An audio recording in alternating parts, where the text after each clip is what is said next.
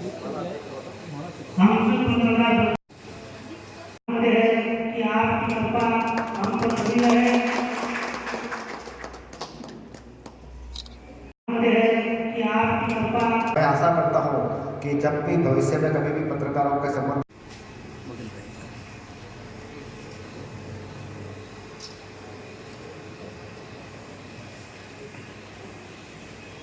अगर मैं बात करूं तो आप इसी बात से अंदाज़ा लगा सकते हैं कि ये एक आम व्यक्ति के जीवन में कितना महत्व रखता है।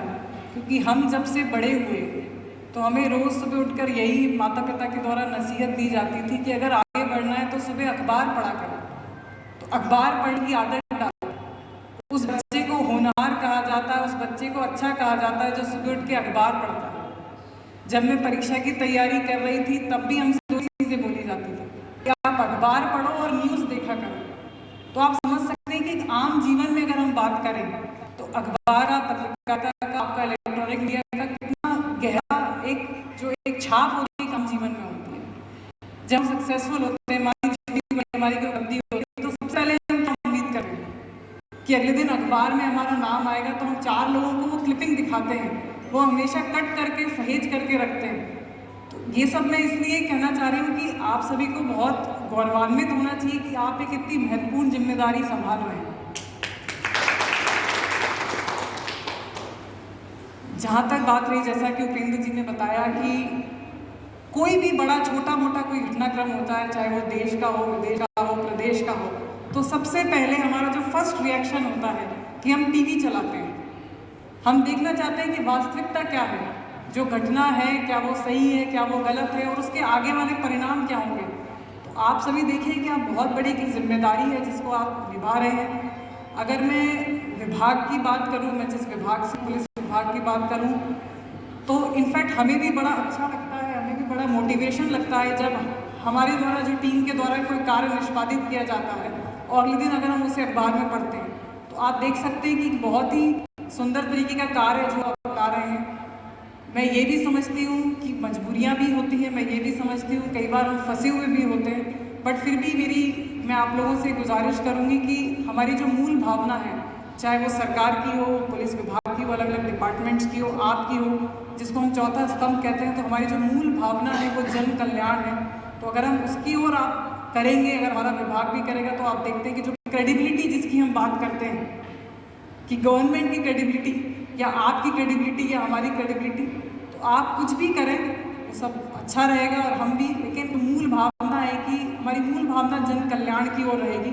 आप देखिए निश्चित ही आपकी भी क्रेडिबिलिटी, आपके इंस्टीट्यूशन की क्रेडिबिलिटी भी बरकरार रहेगी और ठीक उसी प्रकार हमारे इंस्टीट्यूशन की क्रेडिबिलिटी भी बरकरार रखेगी। और आप सभी को पुनः धन्यवाद, आपने मुझे आमंत्रित किया और मैं आशा करती हूँ कि इस तरीके के कार्यक्रम होते रहेंगे और आप हमें आमंत्रित करते रहेंगे। Thank you so much. कि जब भी भविष्य में कभी भी पत्रकारों के संबंध में कोई भी बात होगी तो आप हमारी बात को विधानसभा में रखेंगे और पत्रकारों के लिए जो पत्रकार सुरक्षा कानून है, उस पत्रकार सुरक्षा कानून के लिए हमारे पत्रकारों की लड़ाई अब आपको लड़नी है और विधानसभा में हमारे पत्रकारों का जो बिल है वो पास करवाना है। यही हम आशा करते हैं और आप सबका पुनः आभार, धन्यवाद कि आप सब लोग पधारे। और इसी प्रकार से जब आप पधारते हो तभी एक हौसला बढ़ता है संगठन को चलाने का भी और संगठन के अंदर काम करने का भी तभी मजा आता है जब सब जो सदस्य हैं संगठन के वो खुद अपने आप को अध्यक्ष मान करके काम करते हैं। जिस प्रकार से सिवनी जिले की टीम काम कर रही है, मैं अध्यक्ष नहीं हूँ, मैं आपका एक खाली चेहरा मेरे को रखा है, लेकिन सब अध्यक्ष हैं आप और आपको सबको खुद का संगठन समझ करके इस संगठन के लिए काम करना है। और जो भी भाई अच्छे काम कर रहे हैं, जो भी संगठन अच्छे काम कर रहे हैं, उनकी हमेशा पूजा होती है। जिस प्रकार से हमारे शिवगंज के अंदर संगठन चल रहा है, जिस प्रकार से हमारे पिंडवाड़ा के अंदर संगठन चल रहा है, जिस प्रकार से हमारे रेवदर के अंदर संगठन चल रहा है, वास्तव में काबिले तारीफ है। ये तीनों जो ब्लॉक है, ये तीनों ब्लॉक बहुत शानदार काम कर रहे हैं। लेकिन जो हमारे इसके साथ में जो आबू रोड और माउंट आबू जो 2 ब्लॉक है वो बहुत कमजोर इसके साथ में काम कर रहे हैं। वहाँ पे एक भी मीटिंग नहीं करवा पा रहे हैं। तो ये सबसे बड़ी समस्या होती है कि वहाँ से लोग यहाँ पे आने में भी भाग नहीं लेते हैं। तो उन लोगों से भी मेरा निवेदन है कि आप भी अब मजबूती के साथ में आगे बढ़ो, एकजुटता दिखाओ। हो सकता है अपने अंदर कई वैमनस्य हो सकते हैं, एक दूसरे के प्रति नाराजगी हो सकती है, लेकिन संगठन के प्रति नाराजगी नहीं होनी चाहिए। संगठन का जब भी कोई काम हो, संगठन का जब भी कोई आह्वान हो, तो तुरंत उस संगठन के आह्वान पे आपको वहाँ पे पधारना चाहिए, आना चाहिए, संगठन के कार्यक्रमों में भाग लेना चाहिए।